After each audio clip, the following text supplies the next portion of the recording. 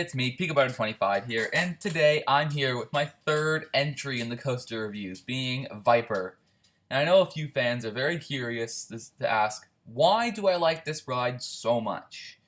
I'll cover in this a lot. I mean, this is my favorite Cyclone model that I've ridden out of Georgia Cyclone and this. And a lot of people think that, one fan in particular just drives me crazy saying that Georgia Cyclone's better than Viper, but here I'm going to break down the reasons why and give my overall thoughts on Viper at Great America. The drop, it stalls out at the top. Viper's drop, if you go up a lift hill in ordinary speed, once you reach the top, the lift hill slows. If you're in the front row, you kind of get like a dive coaster effect. And if you're in the back row, you get a heart attack because you thought the coaster stopped. Like right there in that lift hill scene, the lift hill's moving ultra slow and it feels like you're stuck in place. And other than that, the drop is average. It banks to the left, and then when you ascend, you bank to the right to go through a curb. It's a fair drop. I like the stall effect in the front rows, but it's really nothing special of a drop other than that. Even you don't really feel much in the drop. It's just to gain speed. 5 out of 10. Intensity. Viper is a somewhat intense experience. The thing with Viper. One, there's no mid-course brake run. I don't think there's any mid-course brake run on Viper, so it's definitely, it like goes wild. No brakes into the brake run, no mid-course, nothing. And there's a barrage of airtime hills up and down between every stalled turnaround. Like it goes turn and then like 2 or 3 airtime hills, and then turn, and then 2 or 3 airtime hills, and the cycle repeats until you turn and then hit the brakes. The two pretty much offset, resulting in average intensity. I do love the fact that it has no mid-course brake run. So that's a nice thing for intensity. You don't want to have your momentum ruined. So yeah, Viper, I'm going to give that a 5 out of 10 in intensity. Duration. Viper lasts about 64 seconds from the drop to the brake run. It's above average duration and it's longer than many in the park. So, solid score here, 7 out of 10. And that picture of Viper was actually pre-Hurricane Harbor. Hurricane Harbor used to be a parking lot. Yeah, the more you know.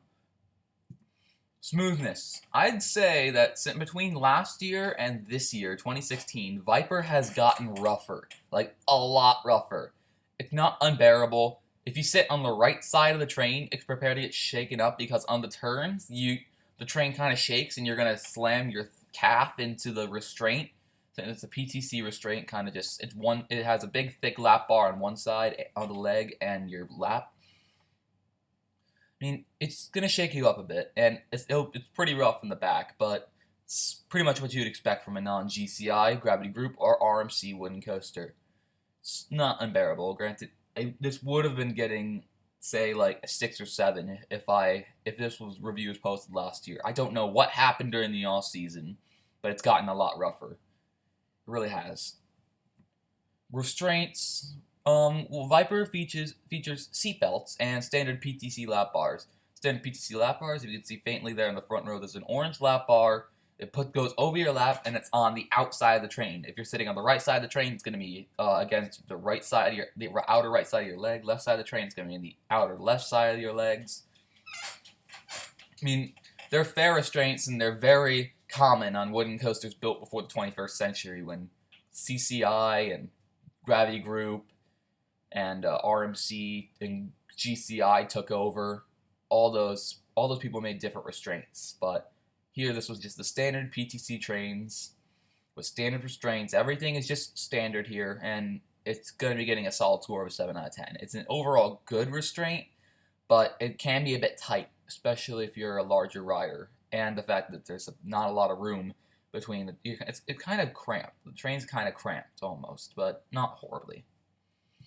Airtime. Viper has plenty of hills that you actually get airtime on.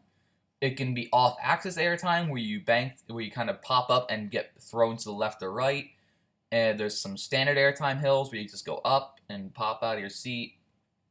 I mean, some airtime hills are hit or miss. Sometimes they give you minimal airtime. Sometimes you really fly out of your seats. And it's just 2 or 3 airtime hills, like I said, between each turnaround. And The 3 hills before the brake run is you fly out of your seat. Those are some very intense airtime hills. However, it's not like Goliath's singular airtime hill and the airtime hill before the brake run. You really fly out of your seats and you feel those airtime hills. Not really here, you don't really feel them that often, but it's still plentiful airtime, just not the most intense airtime. I'll give it a 7 out of 10. Theming. Viper, like the name suggests, is themed to a snake. What's not fine is the effort put into it. It's minimal station theming. It's got like barrels and ropes and maybe snakes in the roof or something. And green trains. Green trains, green Viper on the front. It's alright.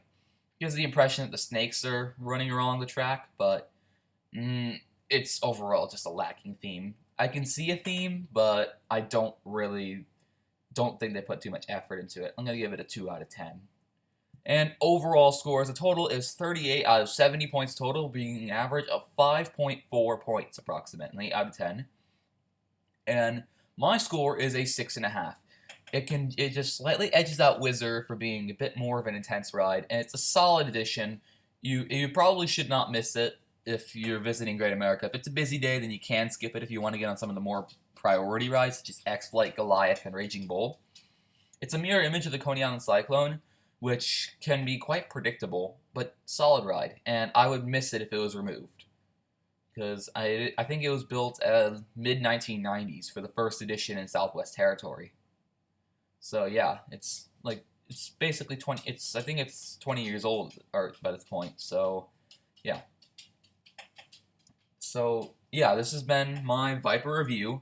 Now you know why I do like this coaster quite a bit. I haven't really played it that much. I haven't really ridden it that much since 2016 because it has gotten shakier. I rode it every time. Every time I was there. I rode it 2015 and before. I rode it every time I was there. And I'd say that it is a better wooden coaster than Eagle. Eagle's quite a bit rougher, and it's really shaky along the helixes. It's smaller, but like I've said many times, size doesn't matter when it comes to coasters. So, yeah. This has been my Viper review. Hope you all have a good summer. I'll be going to Cedar Point in 10 days from now. And I really hope I get good weather there.